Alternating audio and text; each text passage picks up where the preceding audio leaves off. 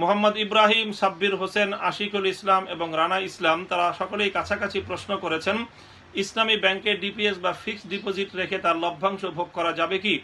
যেহেতু ব্যাংকের কর্তৃপক্ষের সঙ্গে কথা বললে তারা জানান যে কয়েকটি কারণে সুদ হওয়ার সম্ভাবনা আছে, সেগুলো তারা এড়িয়ে চলেন। যে সকল কারণে সুদ হওয়ার সম্ভাবনা আছে ইসলামী ব্যাংকগুলো তা এড়িয়ে চলেন। তারা আরো বলেন যে ব্যাংক যেহেতু গ্যারান্টি দিচ্ছে সুদ না হওয়ার, সুতরাং এরপরও ব্যাংক সুদি লেনদেন করলে এর জন্য ব্যাংকই দায়ী থাকবে, গ্রাহক নয়। যেমন ইমাম সাহেব যদি উজু ছাড়াই নামাজ পড়িয়ে দেন, ওনার উপর ইক্তেদা করার কারণে মুসল্লিদের কোনো দায়ভার থাকবে না। তো এটি একটি কমন সমস্যা আমাদের সমাজে, যে ইসলামী অনেকগুলো ব্যাংক আমাদের সমাজে শুধু নয়, আমাদের দেশে শুধু নয়, আন্তর্জাতিক ক্ষেত্রে অনেক, সারা দুনিয়াতেই ইসলামী ব্যাংক চলছে এখন। তো এখন এই ইসলামী ব্যাংকগুলোতে ডিপোজিট রেখে ইসলামী ব্যাংকগুলোর যে মুদারাবা অ্যাকাউন্ট আছে, সেই মুদারাবা সেভিংস অ্যাকাউন্টে টাকা রাখলে সেখান থেকে লভ্যাংশ আসে, সেই লভ্যাংশ ভোগ করা এটি বৈধ হবে কিনা? তো প্রিয় ভাই, এই ব্যাপারে আসলে ওলামায়ে কেরামের মতামত বিভিন্ন রকমই পাওয়া যায়। আমি এক্ষেত্রে ফতোয়ার ভাষায় কথা না বলে, আমি মাসআলার ভাষায় কথা না বলে আমি পরামর্শের কথা বলতে চাই। পরামর্শের কথা বলবো, সেটি হলো যে যেহেতু আসলে একটি ইসলামী ব্যাংক, যে কোনো ব্যাংক হাজার হাজার লক্ষ লক্ষ ডিপোজিটরদের কাছ থেকে সঞ্চয় সংগ্রহ করে থাকে, অতঃপর এই সঞ্চয়ের টাকাগুলো তারা ইনভেস্ট করে থাকে বিভিন্নভাবে। প্রত্যেকটি ব্রাঞ্চ থেকে এরকম শত শত ফিনান্স হয়, শত শত ইনভেস্ট হয়, এবং প্রত্যেকটি এই ইনভেস্টেরই যে লভ্যাংশ হয়, সেই লভ্যাংশগুলো একত্রিত হয়ে সেটি ডিপোজিটরদের মধ্যে ডিস্ট্রিবিউশন হয়। কাজেই প্রতিটি লেনদেন স্বচ্ছ এবং সঠিকভাবে হচ্ছে কিনা এটি আসলে নিশ্চিতভাবে বলা কঠিন। আর আমাদের অভিজ্ঞতা হলো, আমাদের দেশে ইসলামী ব্যাংকিং সেক্টরেও এখনো পর্যন্ত পর্যাপ্ত পরিমাণ ব্যাংকার এমন তৈরি হননি যারা আসলে এই কাজগুলো আমানতদারির সাথে পরিপূর্ণভাবে করবেন। কিছু ত্রুটি বিচ্যুতি থেকেই যায়। কাজেই এই জন্য কারো পক্ষে যদি সম্ভব হয় ব্যাংকে কোনো ডিপোজিটের লভ্যাংশ ভোগ করা ছাড়া অন্য ব্যবসা বাণিজ্য ইত্যাদির মাধ্যমে সে তার জীবিকা নির্বাহ করবে, তাহলে এই ধরনের, যেহেতু এখানে কিছুটা সংশয় এবং সন্দেহের অবকাশ রয়েছে, এজন্য এই ধরনের ব্যাংকে ডিপোজিট রেখে তার লভ্যাংশ ভোগ করা থেকে বিরত থাকাটাই অধিকতর সতর্কতার কারণ হবে, অধিকতর সতর্কতার পন্থা হবে। আর যদি কেউ একান্ত বাধ্যই হয়ে যায়, তার যদি আর কোনো উপায় না থেকে থাকে, সে যদি এমন অবস্থায় হয়ে যায় যে তার অন্য কোনো আয় উপার্জনের ব্যবস্থা নেই, এমনকি সে কোনো উপায় না পেয়ে শেষ পর্যন্ত কোনো সুদী ব্যাংকে টাকা রেখে সুদ খাওয়ার মতো পরিস্থিতি তার, এরকম যদি তার দিনদারির অবস্থা হয়, তাহলে সেই ধরনের ভাইদেরকে আমরা পরামর্শ দিব যে তুমি সরাসরি সুদী ব্যাংকে সুদ রেখে টাকা রেখে সুদ না খেয়ে তুমি ইসলামী ব্যাংকে ডিপোজিট রেখে সেখানকার লভ্যাংশ ভোগ করো। আর এই কথাটি অবশ্যই যারা ব্যাংকের সঙ্গে সংযুক্ত আছেন, দায়িত্বশীল রয়েছেন, ব্যাংকগুলোর যারা শরিয়া কাউন্সিলের মেম্বার রয়েছেন এবং ব্যাংকগুলোর যারা ম্যানেজিং পোস্টগুলোতে রয়েছেন, দায়িত্ব অবশ্যই তাদের উপর বর্তাবে। তবে গ্রাহকরা যেহেতু জানছি আমরা ব্যাপকভাবে কিছু সংশয় রয়েছে, কাজে এক্ষেত্রে গ্রাহকদেরও একেবারে সম্পূর্ণ দায় মুক্তির উপায় নেই। সতর্কতা অবলম্বন করতে চাইলে কেউ এই ধরনের আয় ভক্ষণ করা থেকে বেঁচে থাকাটাই বেশি অধিকতর সতর্কতার কারণ হবে।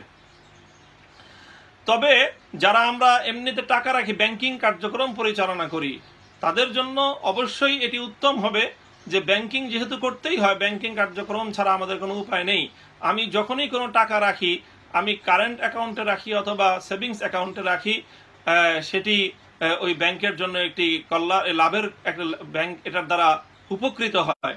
কাজে সেক্ষেত্রে আমি সুদী ব্যাংকে, কনভেনশনাল ব্যাংকগুলোতে আমরা ব্যাংকিং না করে ইসলামিক ব্যাংকগুলোর সঙ্গে ব্যাংকিং করাটা এটি আমাদের জন্য ভালো হবে। কাজে এক্ষেত্রে আমরা সুদ এবং সুদী কার্যক্রমকে সহায়তা করা থেকে আমরা নিজেদেরকে রক্ষা করতে পারবো। প্রিয় ভাইরা, গুরুত্বপূর্ণ একটা প্রশ্ন। ইসলামী ব্যাংক বলতে বাংলাদেশে এখন অনেকগুলো ইসলামী ব্যাংক আছে। এই ইসলামী ব্যাংকগুলোতে টাকা রেখে আমরা তার লভ্যাংশ ভোগ করতে পারবো কিনা, এই বিষয়ে ওলামায়ে কেরামের একাধিক মত আছে।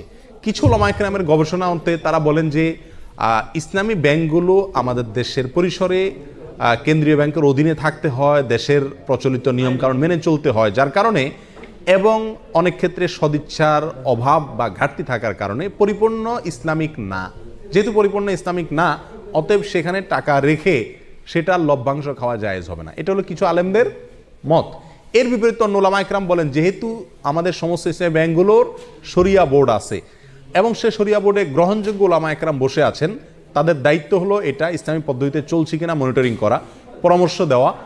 তো সেক্ষেত্রে ওলামা একরামের এই শরিয়া বোর্ডের উপরে আস্থা রেখে তারা কি করছেন না করছেন ওই দায়িত্ব আমার না। আমি ওলামা একরামের শরিয়া বোর্ডের প্রতি আস্থা রেখে সেখান থেকে লভ্যাংশ খেতে পারি। দুইটা মত পেলাম কিনা?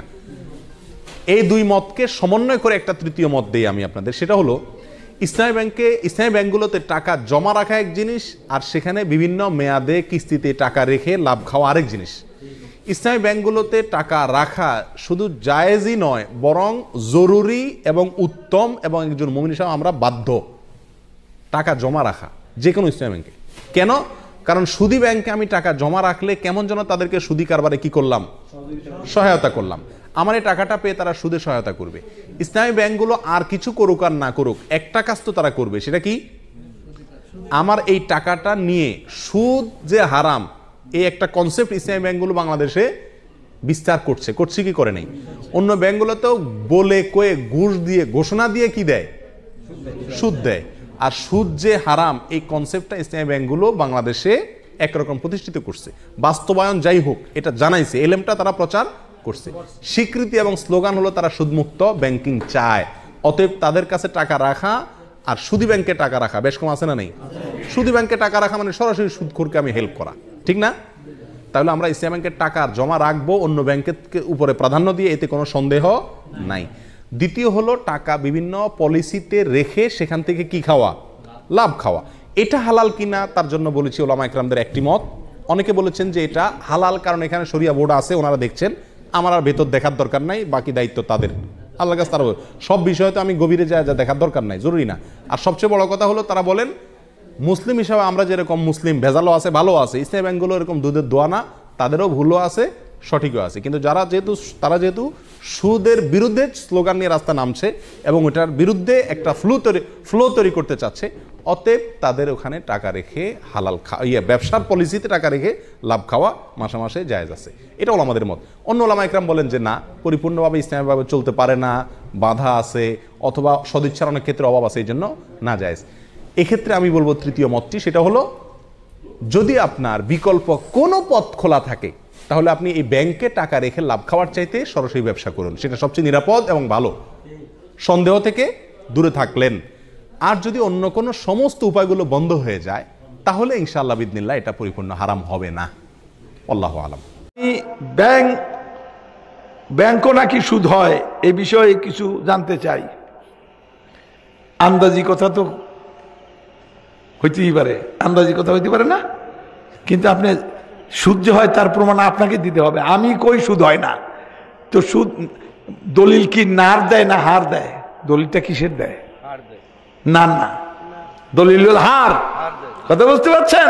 আমি এই কাজ করি নাই, এটা দলিল নাই। কিন্তু যদি করে থাকি আপনি কোনটা করছো, তাহলে দলিল আপনার দিতে হবে। আমি তো করছি প্রমাণ করতে হবে, আমি তো নাই করলাম। দলিল নার হয় না, দলিল কিসের হয়?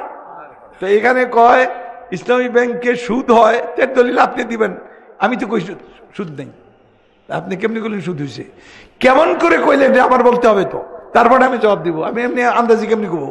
কারণ তখন আমি দেখি আপনারা আমার পরিচয় দিচ্ছেন, আমি ইন্স্যুরেন্স কোম্পানিগুলির সেন্ট্রাল শরিয়ার কি চেয়ারম্যান, আমি ব্যাংকগুলোর সেন্ট্রাল শরিয়ার চেয়ারম্যান। খালি ব্যাংক কেন, এই দেশে আর্থিক যত কিছু আছে গোড়া আছি আলহামদুলিল্লাহ, আল্লাহ নির্বাচিত, এমনি কেউ জোর করে বসায় নেয় ভোটে। তাহলে আমার জানা মতে ইসলামী ব্যাংকে কোনো সুদ হয় না। সুদ হ্যাঁ হতে পারে, সেটা হলো যদি নগদ টাকা দেয়। কারে দেয়? গ্রাহককে। আর গ্রাহককে কি বলে দেয় যে এই আমাদের পক্ষ থেকে ওকিল হিসাবে আপনি জিনিসটা কিনে নেবেন এবং নিজের কাছে বিক্রি করবেন, মূল্য এই মূল্যে কিনবেন, এই মূল্যে বিক্রি। তো এই ব্যাটা কিনবে আবার নিজের কাছে নিয়ে যাবে ওকিল, ঠিক আছে। কিন্তু এটা করছে কি, এ কিনিয়েই নেই, এ টাকা নিয়ে আরেকখানে কাজ করছে, এবার আসা মূল্য পরিশোধ লাভ সহ এটা সুদ হয়ে গেছে। এটা কি হয়েছে? এটা যদি হয়ে থাকে এই জন্য গায়েক দায়ী।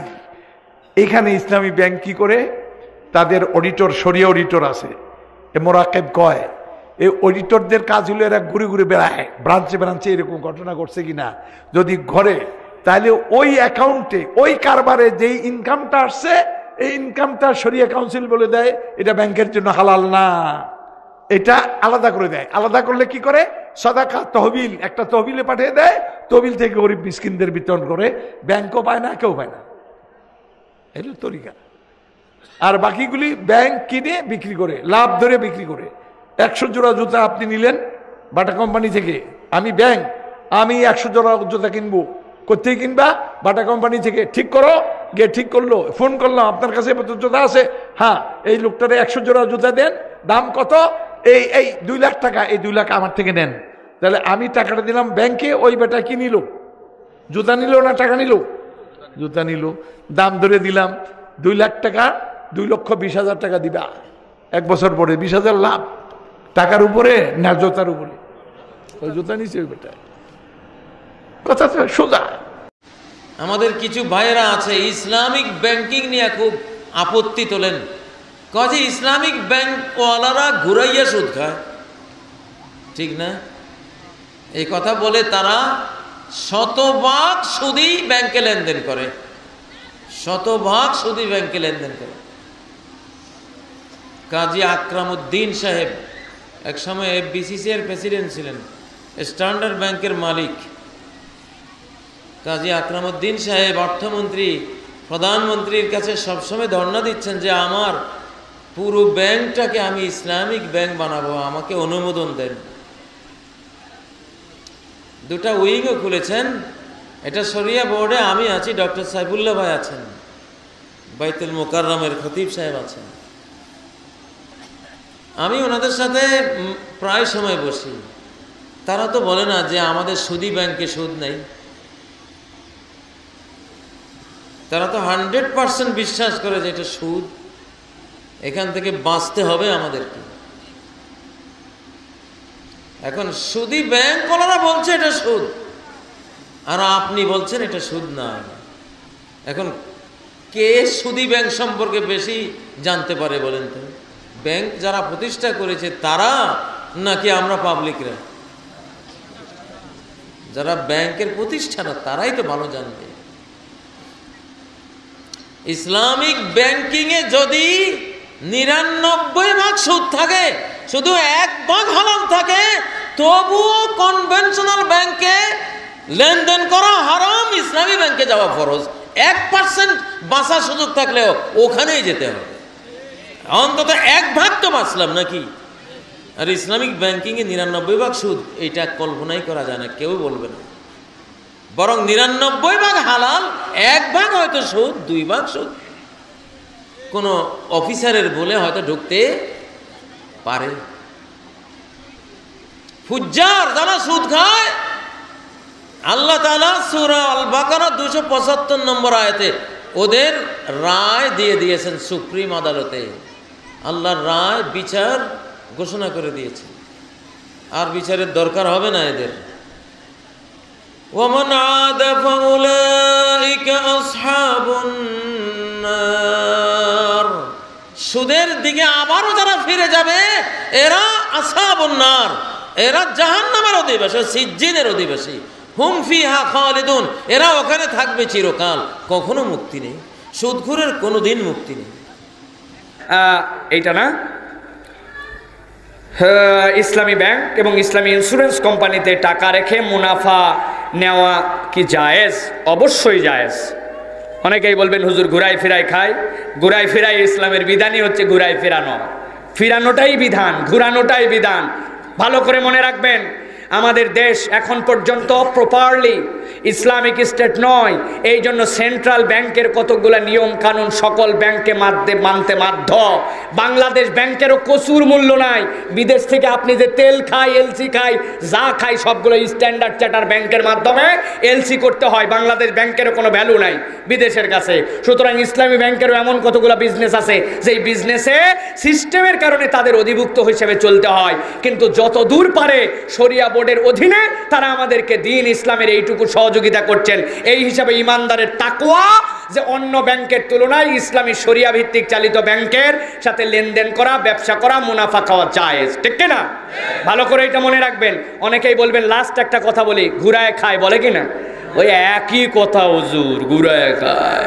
একটা বান্ধবী নিয়ে আপনি ঘুরতেছিলেন, বললেন চল আমরা দুইজন মিলে আজকে বোর্ডিং ভাড়া করে আমাদের দুইজনের শারীরিক চাহিদা মিটাবো। কোনো জোর করে নাই, মেয়েও বলছে হ্যাঁ তোমারে আমি খুব ভালোবাসি, আমার কোনো আপত্তি নাই, চলো আমরা দুইজনই যাব। দুইজনই রাজি, বোর্ডিং ভাড়া করে দুইজন মিলে নিজেদের শারীরিক চাহিদা মিটাইছে। এটার নাম কি? এটার নাম হারাম না, এটার নাম জেনা। এটার নাম কি? ওই দুইজনই বলছে চলো আমার আব্বা আম্মার কাছে যাব, 4 জন সাক্ষী ম্যানেজ করব। বাপ মার কাছে যাই বলছে আমরা বিয়ে করতে রাজি। আব্বা আম্মা তোমরা কি করবে? দুইজনই রাজি। বলছে তোরা রাজি? হ্যাঁ চল তাহলে আর কোনো কথা নাই, পরে বড় অনুষ্ঠান করা যাবে, কাজী সাহেবদের ডাকে নিয়ে আসে। দুইজনই রাজি, শুধু একটুখানি ইজাব আর কবুল, 4 জন সাক্ষী, কয় টাকা মহারণা দিয়া বিয়ে হয়ে গেছে। দুইজন আবার ঘরে বাসর ঘরে একত্রিত হয়েছে। ওইটা কি? হালাল না, ইবাদত। ইবাদত।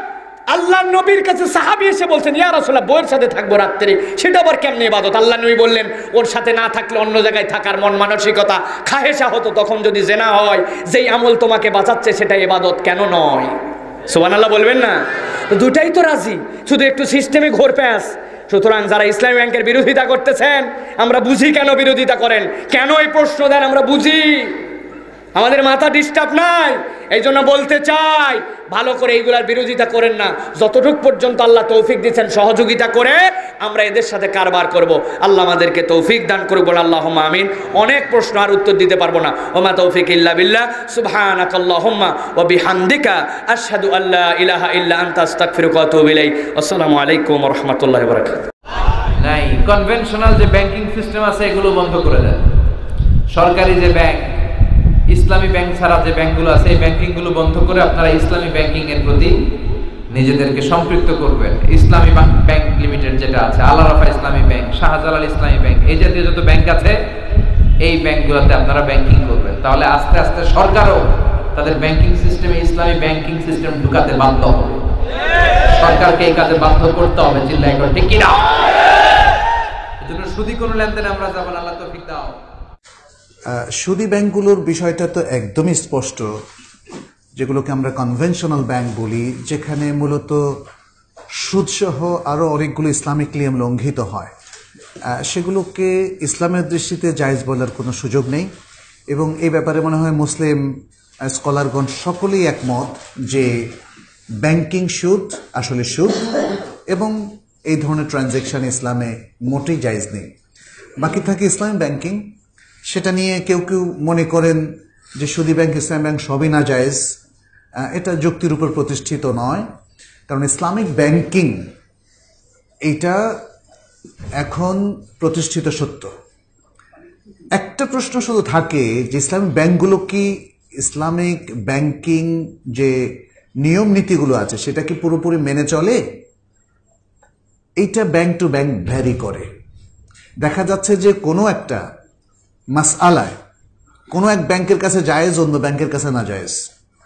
এটা ঠিক তেমনই অনেকটা ব্যক্তিগত জীবনে সালাতের মাসলা মাসাল নিয়ে ইখতিলাফ আছে না বিভিন্ন মাযহাবে? স্কলারদের মধ্যে বিভিন্ন ইখতিলাফ আছে না?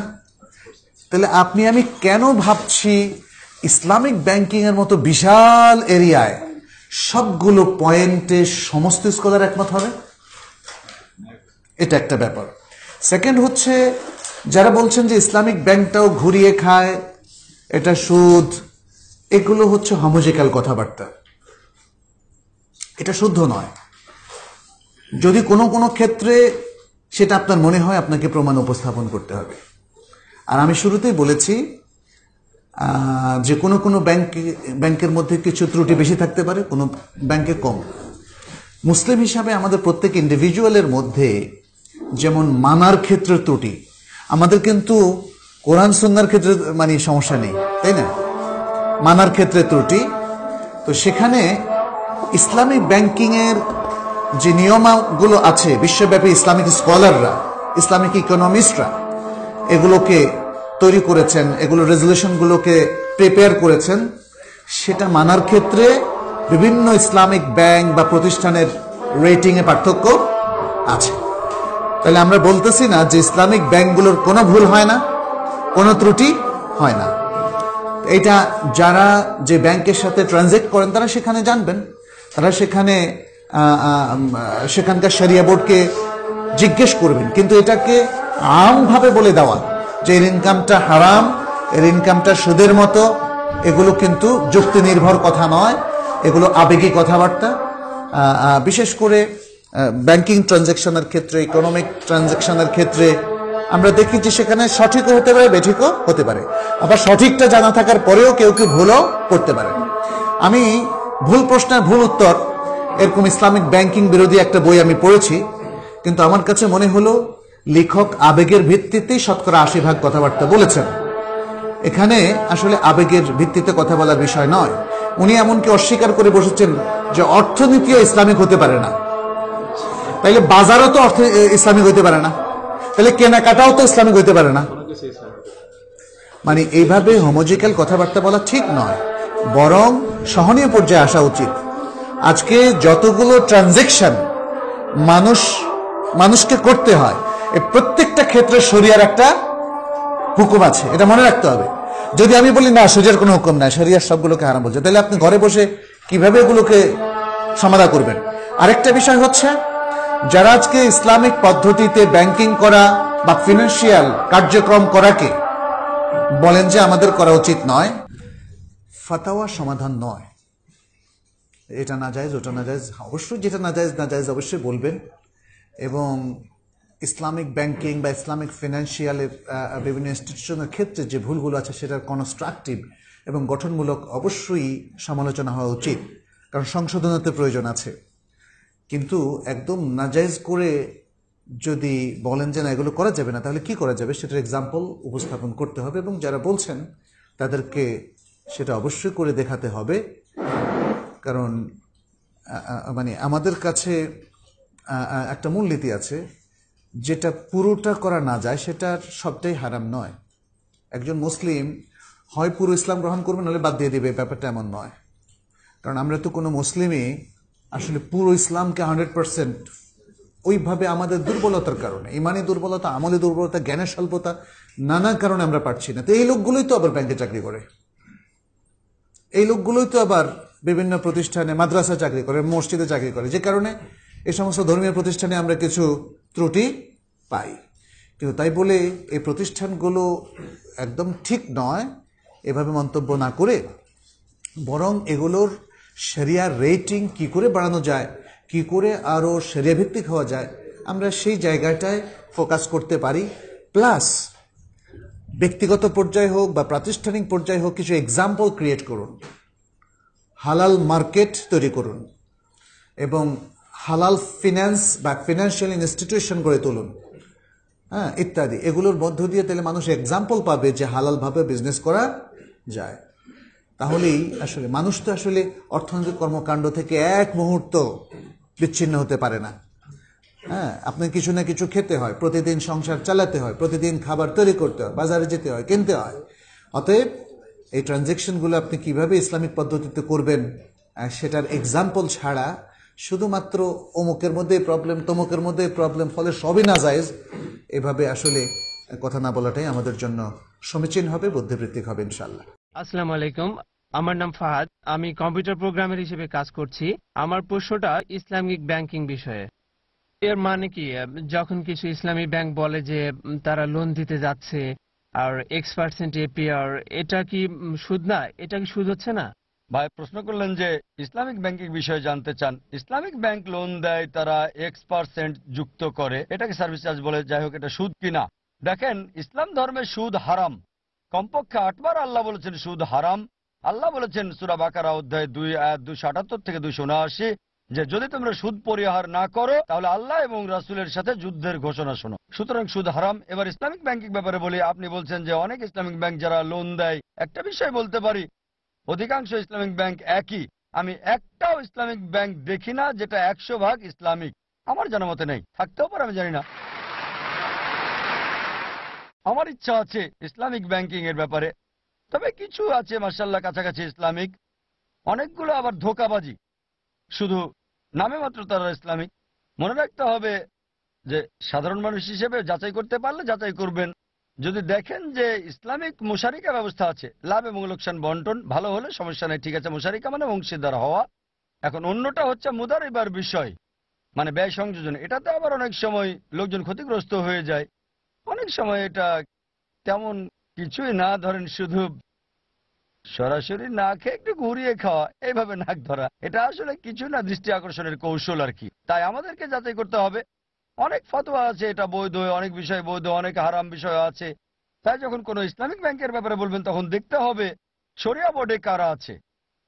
শুধু নাম দেখলেই হবে না, সেটা গুরুত্বপূর্ণ না, তারা কি করে ইত্যাদি।